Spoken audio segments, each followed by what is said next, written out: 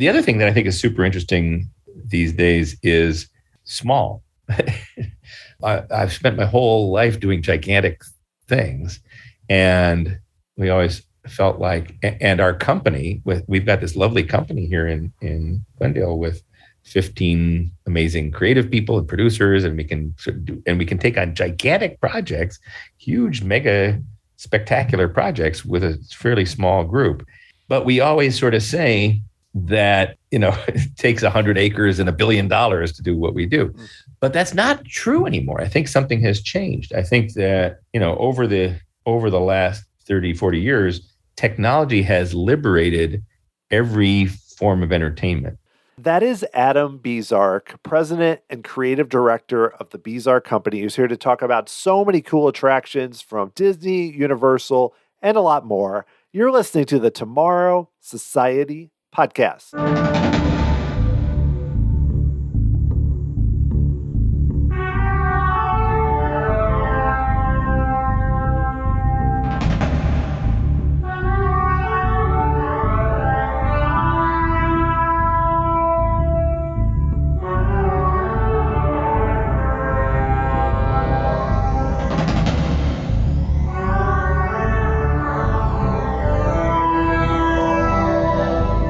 Hey there, thanks for joining me here on episode 173 of the Tomorrow Society Podcast. I am your host, Dan Heaton. Really excited about this week's show where I am talking to Adam Bezark, who has had such an interesting career and worked on attractions for a wide range of places, including Walt Disney Imagineering, where he was involved with some of the nighttime spectaculars at Epcot. He also worked more recently on Pirates of the Caribbean, Battle of the Sunken Treasure at Shanghai Disneyland, and we talk about that. Also worked at Landmark Entertainment Group, where he worked on a lot of attractions for Universal, including Jaws, Jurassic Park the Ride, Terminator 2 3D, and The Amazing Spider-Man, which is a classic attraction.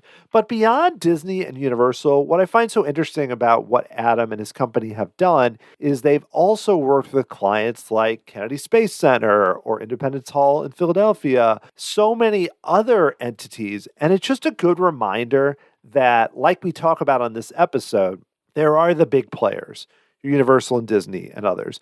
But then you also have all these other places, museums and zoos and other cultural institutions that are using themed entertainment to tell stories in a variety of different ways. A perfect example being Kennedy Space Center and what they're doing with the space shuttle experience, where they're using the skills that Adam and others bring to the table as themed entertainment experts, creative directors, writers, and making them tell historical stories. Companies like the Bezark Company play such an important role, not only in helping to create these classic attractions at theme parks, but also to, as we go forward, to create cool things for regional attractions or places like we talk about, stunning historical experiences. There's so much out there.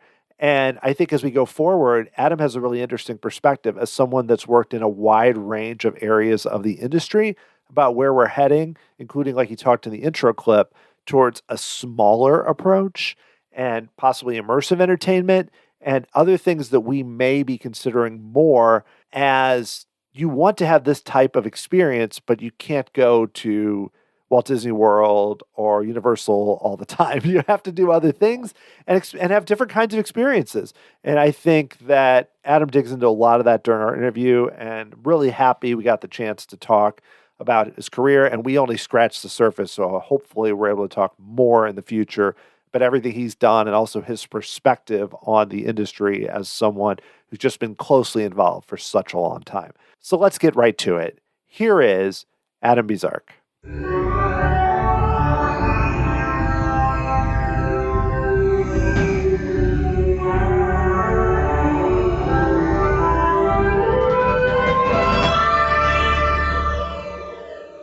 My guest today is the president and creative director of the Bezark Company and has more than 35 years experience in the world of themed entertainment.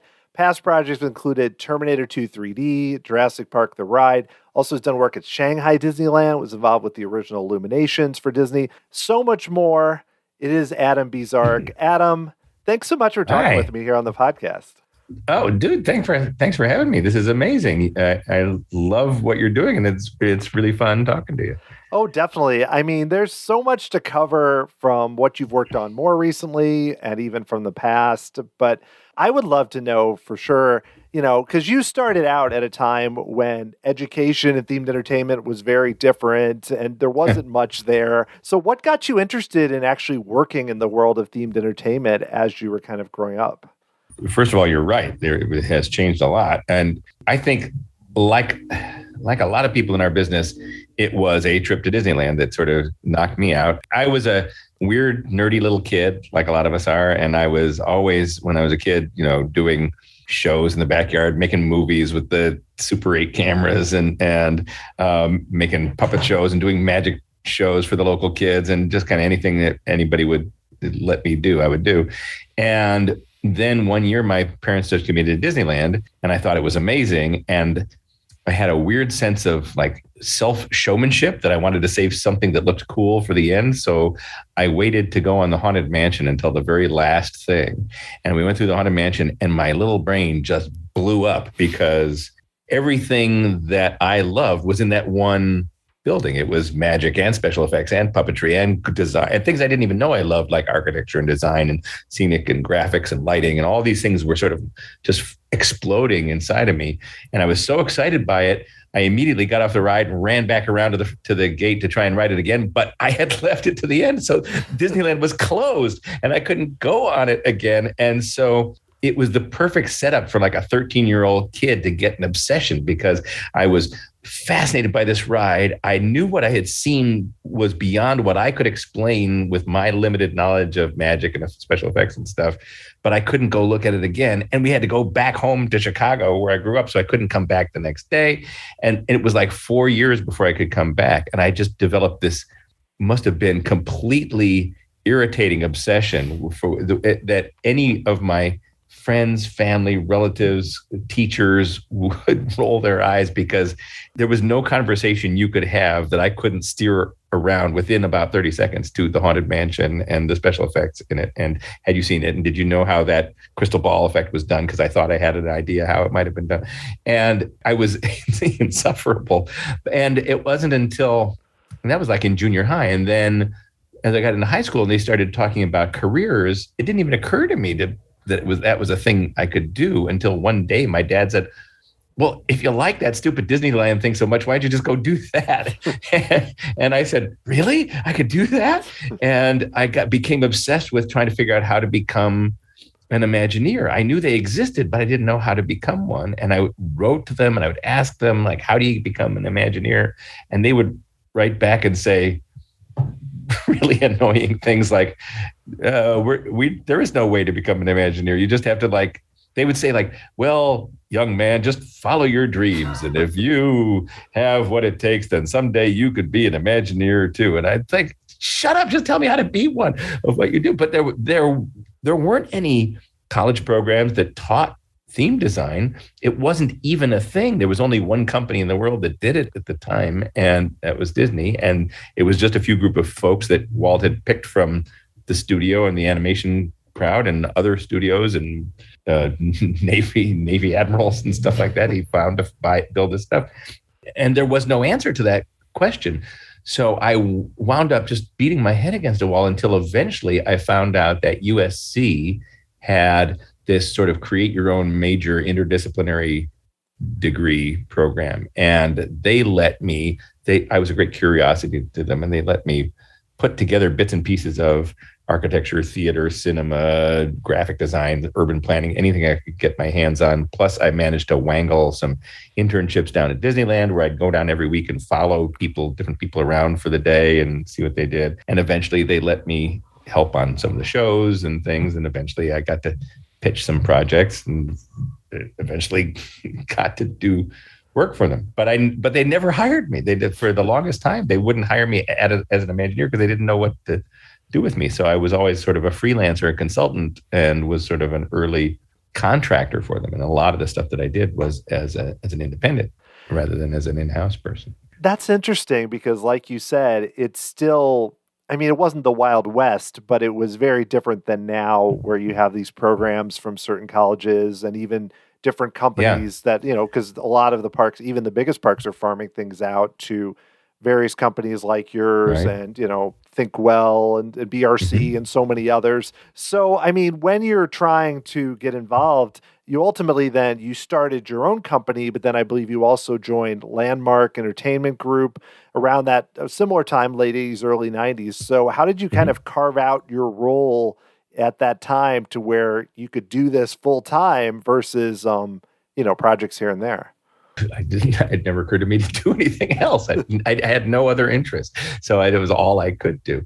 When Disney didn't hire me, I made some great friends during those internships. And I met a terrific guy named Don Dorsey, who you may know, who is a composer. He did the music for the Main Street Electrical Parade. He was about my age. We were both nerdy and crazy and stuff, and we just got along.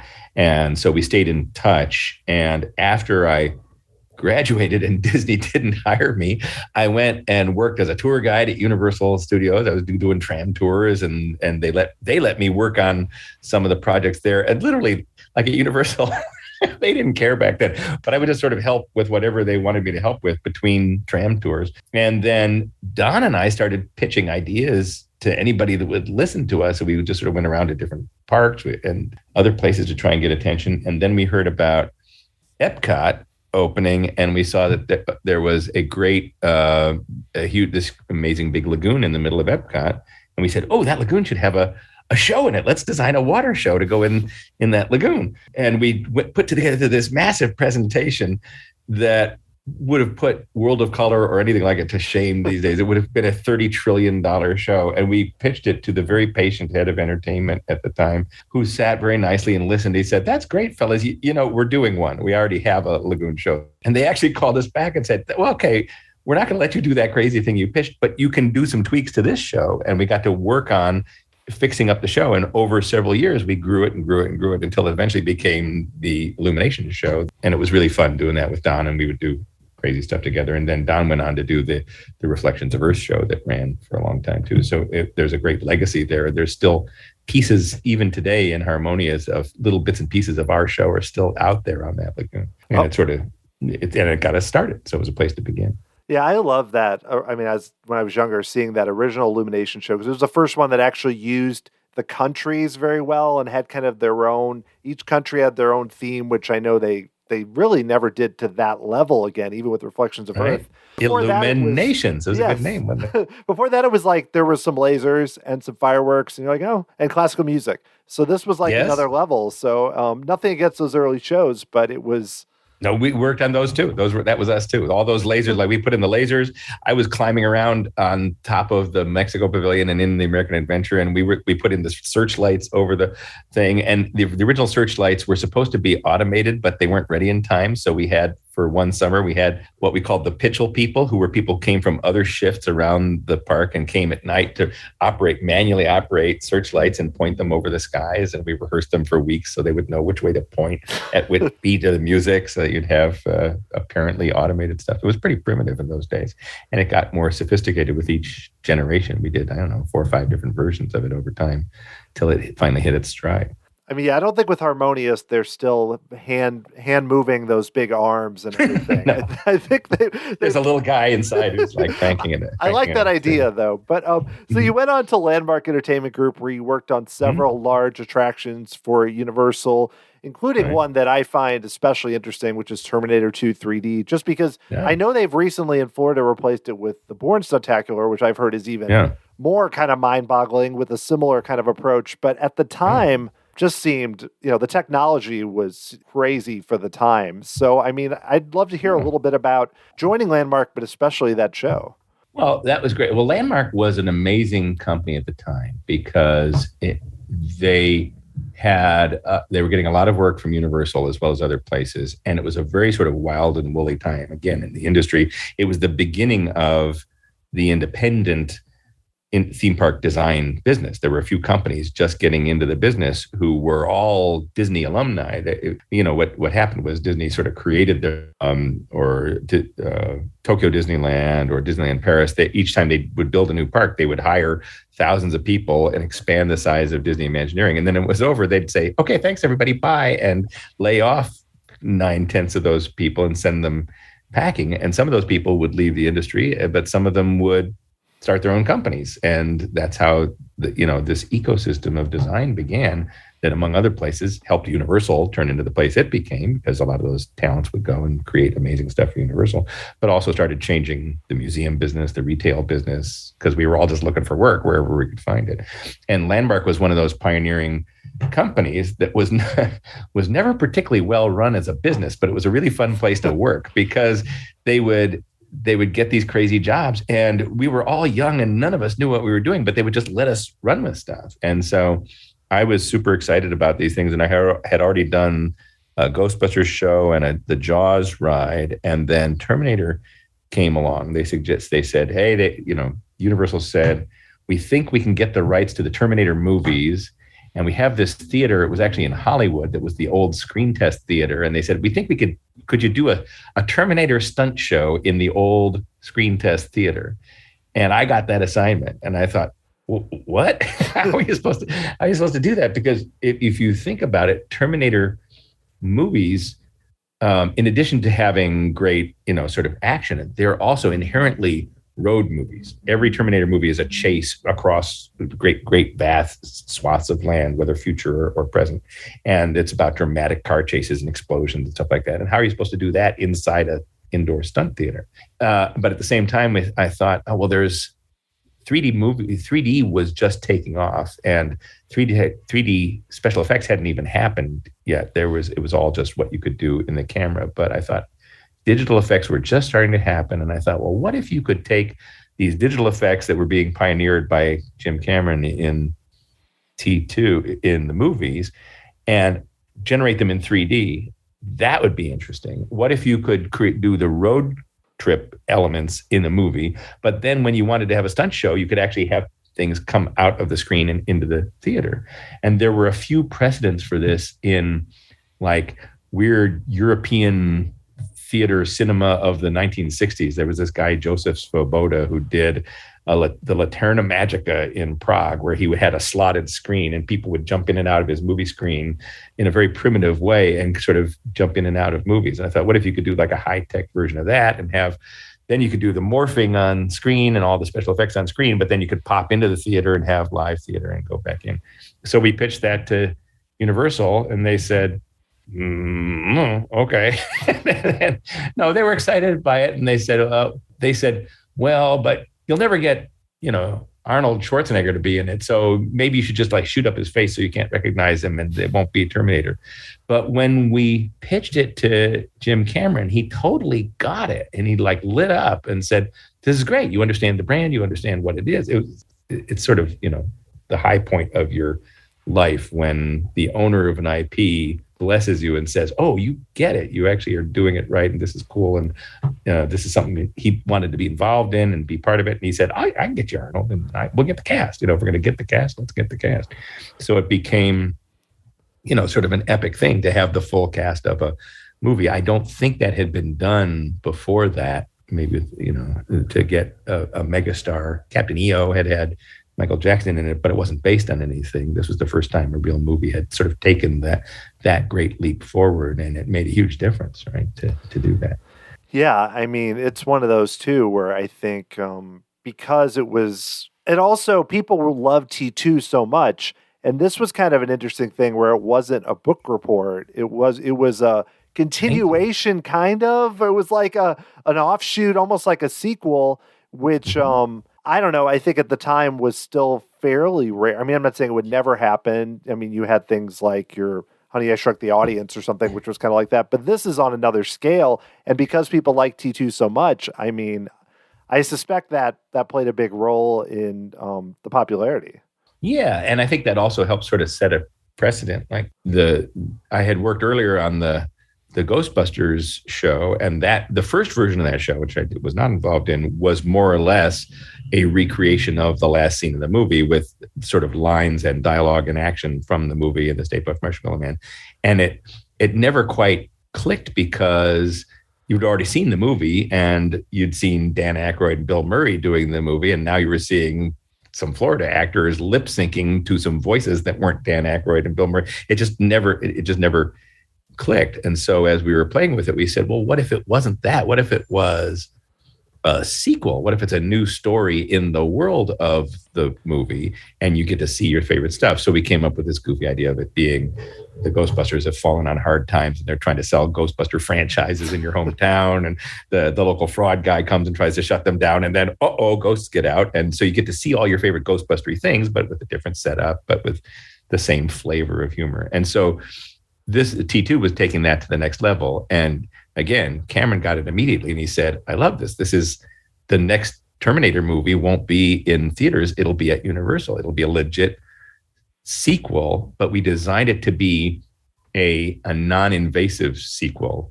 It's kind of like if you were ever into comics when you were a kid, like they would have the Fantastic Four would have its normal sequence of events, its normal continuity. But then once a year, they'd do the Fantastic Four annual, and it would be a special event that would sort of go off and do something crazy. But by the end of it, they'd be right back where they were. So it didn't mess up anything else. We said, this will be like that. This will be a movie that goes off, does something crazy and big, but it won't interfere with any future plans for Terminator movies. At least that was the plan. We didn't know they were going to, kill Sarah Connor or any of the other dumb things they did in the later movies. The many later movies involved. By now. Yeah. Yeah. So but speaking that wasn't Jim's fault. Jim would have made it work, I'm sure. So. Yeah. Unfortunately, yeah, he didn't. He wasn't this. He produced maybe the third one, but he wasn't directing, and it was very different. So speaking of that, another attraction you worked on, which is pretty timely given that the Velocicoaster just opened and they're still doing so much, and then the Jurassic World movie just came out, but was the original Jurassic Park the ride, which, at the time, Jurassic Park, super popular movie. Mm-hmm. And I'm curious for a little bit, how that developed where, you were involved with the artistic team and developing the storyline, how that ended up being kind of a water attraction. And did you run into similar kind of, I wouldn't say challenges, but issues with trying to figure out what the story should be from that movie? Yes, that was one of the rare cases where a studio committed to making the ride before they even made the movie, because it was this blockbuster book by Michael Crichton, and Spielberg had agreed to direct it, and they just said, okay, this is going to be a ride. Usually they wait to see if the ride's any good before if the movie's any good before they make a ride or attraction out of it, because you could wind up with Waterworld, where you have an attraction that is better than nobody remembers the movie, but the attraction is good. They came to Landmark sort of in the dead of night, and one day somebody from work came up and snuck a book into my hand and said, go home and read this. Don't show it to anybody. I said, what's going on? They said, Universal just bought the rights to this movie. Spielberg's going to direct it, and we're going to make a ride out of it. And the great Bob Ward, who you probably know, who was one of the master planners of Universal, had already taken sort of like a first pass, sort of a napkin sketch pass at doing a kind of a water ride. I think they just decided they wanted it to be a water ride. And the book mentions a water ride in it, so they sort of based it on that. But it was just kind of like dinosaurs chasing you. And we thought, well, what would make that more interesting would be if it paralleled the movie more, where you sort of create that false sense of security that everything is great, and then it goes off the rails. And again, I don't think this is the first time that anything like that had happened in a ride. There had been, the old mission to Mars at Disneyland, where you go to Mars and then, there's meteors and we have to go home. But I think we sort of pushed it to a new level where we said, you're going to start off on this innocuous journey, then you accidentally get bumped off course by a curious herbivore who knocks you backstage, and now you're going to see the backside of a theme park, and you actually get to see what it's like behind the scenes at a theme park. And we could use the backside of the actual rock work in the ride to look like you're going behind the scenes, and it was cute. And somewhere in there, some wag coined the phrase, well, you start out nicely and then something goes horribly wrong. And from that day forward, that phrase has haunted me forever. Something goes horribly wrong. But something goes horribly wrong in every story. It always I don't happens. know why people accuse us of that. Right? Yeah, it keeps going. And lots of Universal attractions too, and Disney. Well, it definitely started a sort of a cascade of the, you set up one expectation and then flip it in another direction and it goes off the rails in an interesting way. But yeah, lots of things have done that. It happened in T2. It happened in Ghostbusters. It was just more visible and dramatic in Jurassic. Well, I want to make sure we have time to talk about some more recent projects. But before we do that, I did want to ask you about your involvement in one more Universal attraction, The Amazing Adventures of Spider-Man, which even before it was, digitally upgraded and everything, to me still was one of the more mind-blowing, cool attractions. Still is. I mean, still just blows me away every time. And I'm curious. It's gorgeous. I know many people were involved in that, but I would love to know kind of your experience of just kind of being involved with some of the concepts for that. Right. Well, I mean, the real credit for that ride goes to the group that did it: Scott Trowbridge and Thierry Koo and Eric Parr and all the guys who designed the ride, did the real work of doing it. And it is the first great ride of the media era. But my role was early on. It started at the same time we were working on T2. Universal was starting to work on the Islands of Adventure design, and Landmark got the chance to design the concepts for the Marvel Land. And my boss, Gary Goddard, said, we've always wanted to do a 3D ride. Let's make Spider-Man a 3D ride. I went, okay, let's do that. And we had learned enough about 3D from T2 to know what the inherent challenge of that was going to be. One of the things about 3D is 3D doesn't behave the way you might think it should. There's a lot of technical stuff, but an image, you can only fix an image relevant to the real world in one place, which is at the place where the actual physical movie screen is.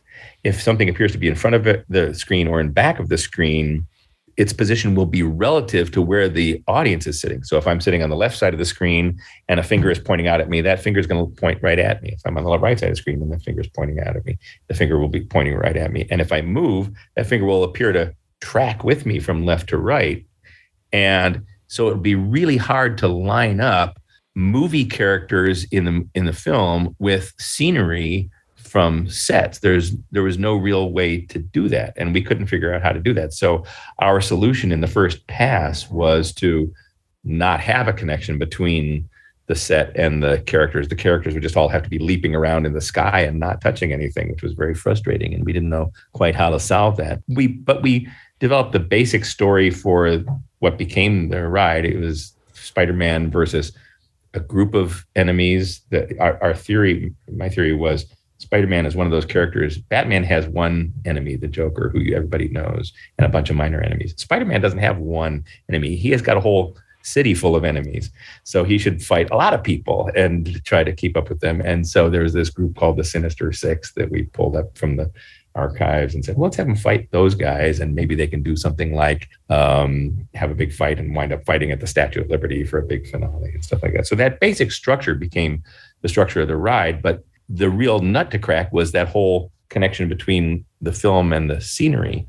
And it was Scott Trowbridge who had a revelation. He said in the shower one day when he suddenly realized, oh, well, if it looks like the scenery is moving when you put it in 3D, what if we just animate the scenery to move in the opposite direction that your eyes tell you it's moving in, so that the scenery will look like it's standing still when you track through the scene? That's hard to explain, but that's what they wound up doing. It's that thing they called squinching, where they actually shifted the scenery in the film from left to right as you move through the scene. But when you watch it in the ride, because you're moving in the opposite direction, it looks like the scenery is rock solid, and it became this beautiful extension of physical scenery into movie scenery with the characters in it. And they solved it. That was the magic sauce that made it work. And then Thierry's design did wonderful, incredible things with flipping your head inside out and upside down and stuff. And it just became beautiful.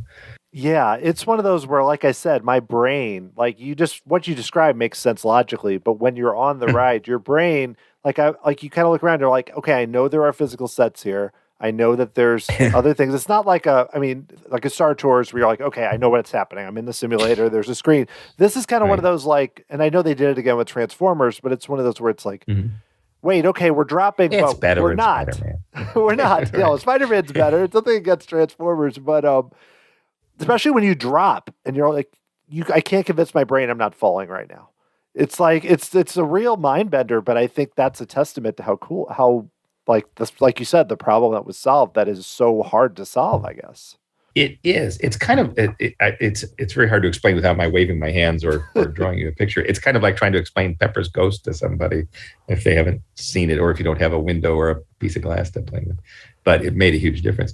The other thing that I think that made Spider-Man successful, that I do think I had a little something to do with, and that is something I've always believed in, is the theme park attractions should have stories that have a shape to them, that have big and small and quiet and loud and crazy and serene. And not every attraction does that. Like if you compare Spider-Man to Transformers, people love Transformers, but for my taste, it's super kinetic all the time. It's turned everything up to 11, and there's no like breathing room in it to really take things in. I think Spider-Man has a lovely build where it starts quiet and gets bigger and bigger and bigger and bigger and bigger and bigger and bigger and then crazy, and then settles down to a fun little ending. And if you can shape the story of a ride in a way that has a real arc to it, people will remember better what they've seen. It'll last. It'll stick with you more. Yeah, it's like the Haunted Mansion, for example, where even, Yep. you go through and there are parts where you're going down the hallway and okay, and then there's the ballroom, but then you get outside and it's, there's nothing on crazier and Transformers crazier, level, but it's like, it builds up so well, but then like you said, at the end, it's kind of like, oh, and now you're going to have the Hitchhiking Ghost and it's going to be a little less crazy. It's a terrible example, but No, actually, the mansion is a great example. It has a very complicated sort of energy arc to it, where it starts crazy with the big stretching room, then it gets quiet and anticipatory, and you build slowly up all those hallways as you go past the endless hallway, and then you get to Madame Leota and it gets more dramatic, and then boom, you're looking at a big ballroom full of waltzing ghosts, and that's a huge moment of spectacle, and your jaw just hits the floor, and then you back away and go into the quiet, relatively quiet attic, which is a sucker setup for the even bigger wow moment when you come out of the attic and see the balcony, off the balcony, and see ghosts rising in the air and hundreds of ghosts swimming, boogieing down in the graveyard. That's an amazing story arc. And so we always try to remember that when we're crafting stuff like that. That was, try to do that for Shanghai Pirates. We tried to do something that had a build to it, that wasn't all just yelling at you the whole time, but that got crazy, got quiet, got crazy, got quiet, got even more crazy, and paid off well. Well, you're leading really well into what I was about to ask, because I was going to mention Shanghai Pirates, because I have not ridden that. Unfortunately, I haven't been to Shanghai yet, but there are moments in that early on where, you're going through, and then all of a sudden you go and there's the giant screen and the battle, and then there's the battle with Davy Jones and Jack Sparrow. So that, speaking of attractions with technology, that again is just a different scale. What was it like to be involved with that direction for that attraction? Because it's something, and it's so different from the other Pirates. Yeah, it's amazing to be part of it. It's anything that's part of such a big legacy like Pirates, right? Because again, that was one of the two rides that inspired me to be here. So, and a lot of us, right? A lot of us are here because of the Pirates or the mansion or both. And got invited by Luke Mayrand, who's the creative director for Treasure Cove and for the Pirates ride, who's an old pal of mine from Landmark. We worked together there on T2, in fact. And so we were the first two people to sit down and think about that ride. He'd been thinking about it for a while. We sat down one day and said, okay, a ride for pirates, a new pirate ride. And Luke said, I want to go underwater. I said, oh, that's cool. I want to go to a sea battle, but I want to go between two boats instead of having just one boat shooting at me. He said, okay. and then more and more people started coming onto the project and just building on it and adding their talents. Rick Turner is an amazing illusion designer, and he came up with some of the crazy effects, like the skeleton Jack Sparrow turning into real character, and with some of the really smart ideas about how to use those giant screens. He came up with the idea of the boat ride that could spin and turn around backwards. John Lorena and Kevin Cardani, who went on to work on Rise of the Resistance, were the set designers. So there was just an all-star team of people that were involved in it. And my job was to just kind of keep up with the ideas and capture them and try to shape it into something that was, a narrative with good timing, and then eventually write the script that went with it and make it all make sense. But when you do that, you're always part of a group. There was a group of, maybe 8 people that sort of hatched the basic shape and story of that attraction. And it was incredible to be there. Well, you mentioned it being, when I've talked to a decent amount of people, Imagineers and others like yourself, and almost everyone mentions Pirates and Haunted Mansion as kind of the two markers, not surprisingly, but you're going in and coming up with the new Pirates and you and the team. How challenging is that to reimagine something? Because it's one of those where you want to make it new, but you also don't want to veer so much where people don't recognize Pirates at all. Oh, it's a little scary for one thing, because you're afraid you're going to screw it up and people will be mad at you. But there was good incentive from the project level to do that, because when Disney was making their deal to build Shanghai Disneyland, they did it like they did with Tokyo. They did it with the help of investors in China who were bringing the money to build the park, and they were showing the rides and showing the Chinese partners around Disney parks. And they said, "Oh, we're going to put in a Pirates of the Caribbean ride. Everybody loves that." And the Chinese folks said, "Why? That seems boring to us." And we went, "What? Boring? It's the most famous ride of all time." But if you sort of step back and think about it, if you didn't grow up with pirates, and it's 2010, 2015, and the world has moved on, and there's all these new pirate movies that are much more dynamic. If you sort of compare the old ride, the original Pirates ride it plays out the way a pirate movie of the 1960s would play out, where the camera is almost always at eye level on a tripod, not moving around too much, and you're moving at a nice steady pace through things. And it has a feeling of films and stuff made at that time. And pirate movies had changed. Johnny Depp was doing it, and Jerry Bruckheimer was doing it. So you had to step up your game. And when we did that, we said, no, we could do something that's really different and dynamic. They said, oh, well, then we want it.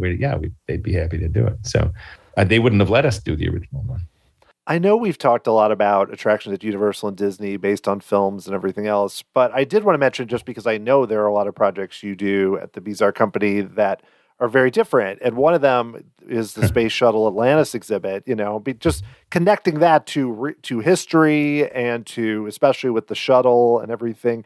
And I know you worked on some of the multi-screen media for that. I'm curious for you, just because we haven't really talked about it, to be able to work on an attraction that connects to the space program. It's something that's, such recent history. How do you go about doing that versus, a lot of the things we've talked about are more related to films and fictional creations in a way?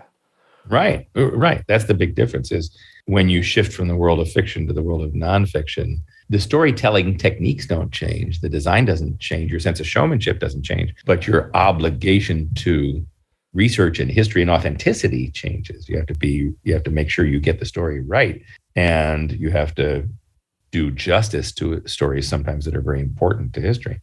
So we worked on and we still are involved with the folks in Philadelphia at Independence Hall, who want to tell a nighttime story of the Declaration of Independence, the days leading up to the Declaration of Independence. That forced us to look at that story in a whole new way and try to understand what it was really about at a human level and make it come alive. And the same thing was true with Space Shuttle Atlantis. And again, I want to be clear, that wasn't all us by any means. The designers of the building and the exhibit were a great company that we love called PGAV. They're architects and master planners who did the building. And the media was produced by our friends over at Mousetrap, who are great. Our job was to help, again, develop the story and the journey and what would get you ready to see, what would get you in the right mindset to see something as important as one of the last remaining space shuttles. And it wound up being a journey. After talking to NASA a lot, they said, we don't want this to just be about the astronauts. We want this to be about everybody who was part of the space shuttle, from the engineers to the ground crews to the maintenance people and the astronauts, everybody who made that bird dance. And so it became a multi-part journey where first you see the idea hatching on the engineers' drawing boards, and then coming to life in meetings, and then solving the problems of how to get it to cycle through space. And then eventually you get into this big dome theater that surrounds you, and that's when you can really experience the life cycle of the shuttle going into space and coming back and going up again. And then you're ready to have it revealed and see it. And it's much more meaningful than if you just walked into a room and the shuttle was just sitting there. It's a much more dramatic experience. And one of the most rewarding things we ever did was we were all there the day the head of NASA came to see the show, and the screen rose and the shuttle was there and the audience gasps and walks out, and he stayed behind, and he had to sort of turn around and he couldn't look at all of us, and we realized he was crying, like he was really touched by it. And then he came out and he was really very effusive in his delight for seeing what had happened. You mentioned PGAV, which is a St. Louis company where I live. Mm-hmm. And I've noticed, even with just using them as an example, we have a local zoo where they've done exhibits. We have an aquarium. There's a lot of things. And just, it seems like a lot of, like you mentioned, in the 80s, people not really, hard to even come up with a program, and it was so new with Imagineering. It seems like theme entertainment is spreading to so many different types of locations now beyond those parks. I mean, I'm sure you've probably seen that with trends like that. Do you foresee that will continue, that themed entertainment is really becoming just entertainment in a way in so many different locations, like museums and zoos and everything else? Like, is it just going to keep expanding? I hope so, both because I like it and because it's my living, but it's what we do. We love doing it, but there's a reason for it. I think, we talk about, there are different types of ways people entertain themselves. And years ago, Michael Eisner from Disney drew a grid on a wall that was 4 squares. And he said, in this square, there is entertainment you can do that you experience at home by yourself. Here's entertainment you experience at home with your family and with friends. Here's entertainment you experience out of the home by yourself. And here's entertainment that you experience out of home with your friends. And we live in that last quadrant. The first 2 quadrants are things like video games or watching TV, stuff you can do at home. The third quadrant, things you can do by yourself on the home, is going shopping or going hiking or exercising. But the last square is kind of where magic happens. That's where you create memories with your family and your friends that last a lifetime, right? And so creating entertainment that happens together with other people out of your home, getting you up and out and having an adventure with friends and family, I think it's kind of one of the coolest things you can do. It's why we're in this business. That's why we like this. And so I certainly hope there's more of it going forward, because I think we've just scratched the surface of ways you can use real space as opposed to virtual space to create really exciting experiences. We still play around with virtual stuff too, but we're really, there's something delightful about going to a real place and having something really happen to you. Yeah, I think especially after, with so many of us being home in the last few years, that going to a physical space like that is really special. Well, on a related note, I mean, as you look to what's going in the future, I mean, what excites you or interests you in terms of trends we're seeing or technology, or what you would like to see happen, even just going forward, short term or long term? Oh, wow, that was open-ended. Yes, lots of. Now you will talk for an hour. No, right, yeah, right. And now let's begin hour 2. There's. I think we're at some kind of an inflection point right now where the world is changing, coming out of the pandemic.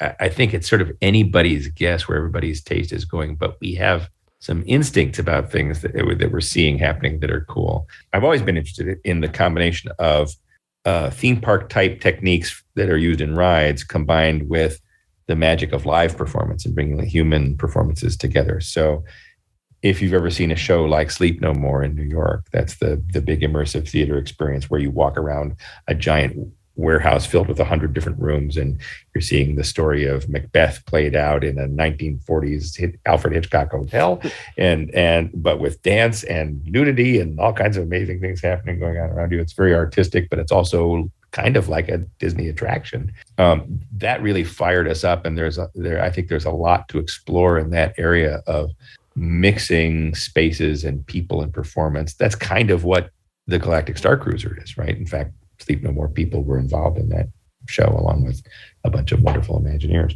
And the idea of being able to tell stories in space where you're in control, the ride isn't in control. I can go anywhere I want and find out the story I want to find out. That's super interesting.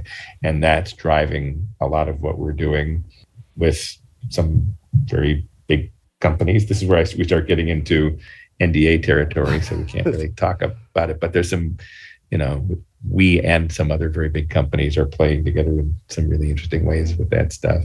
The other thing that I think is super interesting these days is small. I've spent my whole life doing gigantic things, and we always felt like, and our company, we've got this lovely company here in Glendale with 15 amazing creative people and producers, and we can take on gigantic projects, huge, mega, spectacular projects with a fairly small group. But we always sort of say that, it takes 100 acres and $1 billion to do what we do. But that's not true anymore. I think something has changed. I think that, over the last 30, 40 years, technology has liberated every form of entertainment. The first one to go was publishing. Remember, desktop publishing, computers came along, and all of a sudden, anybody with a laser printer could create a magazine quality publication in their home. And it changed, and it shook up and disrupted publishing forever. Then came the music business, and people could make their own music with GarageBand, and then people could make movies with iMovie on their home computers. And every one of those things changed the nature of the business that brought down the great gatekeepers that regulated who could tell stories or who could make records or who could publish magazines. Now anybody could do it for a very affordable price. And the last thing to go has been our world of theme parks, because it was always seemed like you needed so much money and so much land and so much space to do it. But now that's changing too.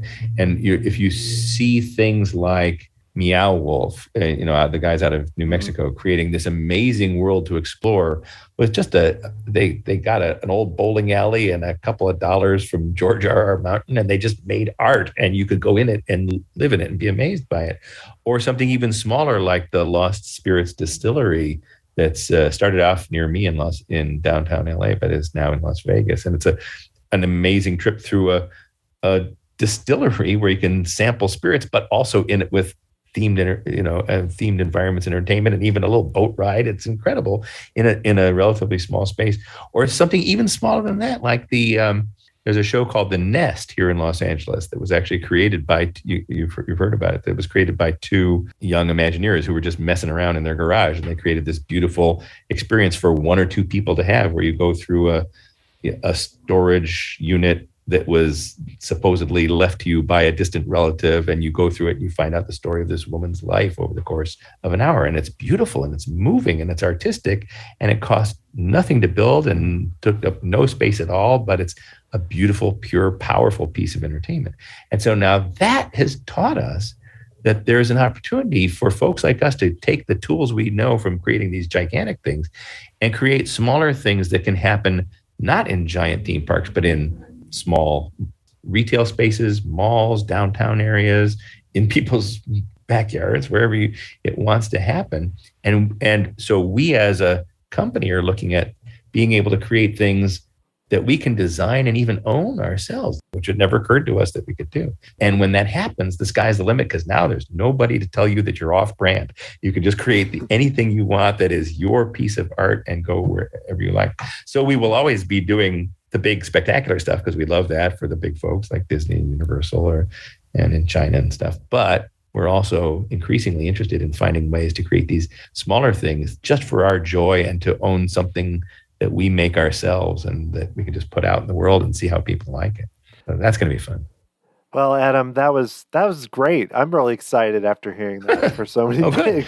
Oh, good. Buy a ticket. When we figure out what it is, you can buy a ticket and come see it. I definitely will. Well, thank you so much, Adam. This has been awesome. And I know we only covered a small percentage of what you've worked on, but this was great. Thanks so much for talking with me. Oh, it's a pleasure. And I'm happy to chat again anytime. This is really fun. If you like this episode, you should check out some of my recent interviews with theme park designers like Josh Shipley, Brandon Clyley, Josh Stedman, Kevin Lively, so many others who have interesting stories and have been involved in a lot of cool attractions recently and a little further back in the past. you can go to tomorrowsociety.com/podcast with an S at the end to learn more. Don't forget to submit your ideas for improving Disney's Hollywood studios. I'm going to do a future podcast soon about that. Go to tomorrowsociety.com/DHS to learn more. I would love to get your input about this episode where I talk about fun ways that we could improve Disney's studios park in Orlando. Love to hear from you on that. If you'd like to support the show, there are a couple cool ways to do so. You can become an official member of the Tomorrow Society through Patreon, make a small monthly contribution, and get access to some really cool perks. Go to patreon.com/Tomorrow Society to learn more, or make a one-time contribution by buying me a Dole Whip virtually. Go to tomorrowsociety.com/Dole Whip to learn more. If you'd like to get a hold of me, send me an email, dan@tomorrowsociety.com. Follow me on Twitter, TomorrowSOC, Facebook or Instagram @Tomorrow Society. The music you're hearing right now was written by Adam Hookey and performed by the Sophisticated Babies. Thank you so much for listening to this show. I really appreciate it. I hope you're all doing well, and I will talk to you again next time.